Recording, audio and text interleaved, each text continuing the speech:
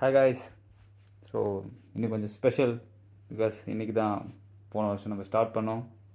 So அதேமாதிரி நம்மளோட 365 டேஸும் நான் வந்து வீடியோ போட்டிருக்கேன். நினச்சி எனக்கே ரொம்ப பெருமையாக இருக்குது.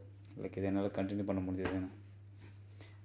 பட் பெருசாக இம்ப்ரூவ்மெண்ட் இல்லை, பட் ஸ்டில் நம்ம கண்டினியூ பண்ணுன்றதே ஒரு டிட்டர்மினேஷன் நம்மளை காட்டுது. ஸோ இதே மாதிரி இன்னொரு வருஷம் கண்டினியூ பண்ணுவோம். அப்போயே ரிசல்ட் வரலன்னா திருப்பி இன்னொரு வருஷம் கண்டினியூ பண்ணுவோம். நம்மளால் கண்டினியூ பண்ண முடியும். அது மட்டும்தான் நம்மளால் பண்ண முடியும். எப்பயும் போல்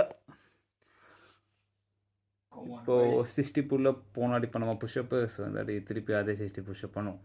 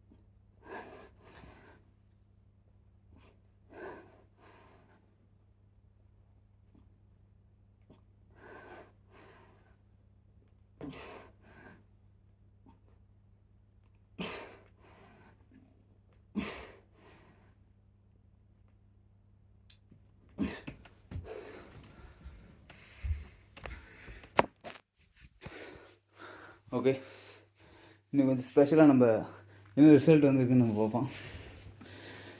ஷர்ட் கழட்டி பார்ப்போம் எந்த அளவுக்கு மசில் க்ரோ ஆகிருக்குன்னு. க்ரோ ஆகணுனாலும் பிரச்சனை இல்லை, பட் இருந்தாலும் நெக்ஸ்ட் இயர் எவ்வளோ நல்லா இருக்குன்னு அடுத்து கம்பேர் பண்ணுறதுக்கு ஈஸியாக இருக்கும். Okay, No proper diet, no proper sleep routine. Everyday grow ஆகும்.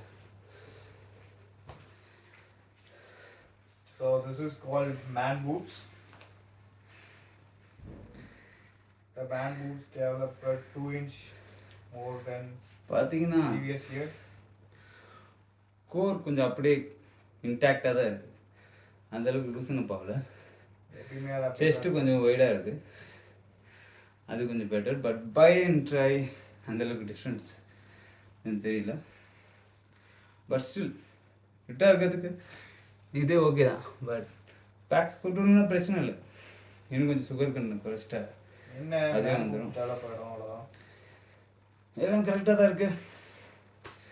So next year I think கண்டிப்பாக இதோட பெட்டராக இருக்கும். ஏன்னா நம்ம இன்னும் கொஞ்சம் அதிகமாக எக்ஸசைஸ் பண்ணுவோம். So under then Prakash from Scotland.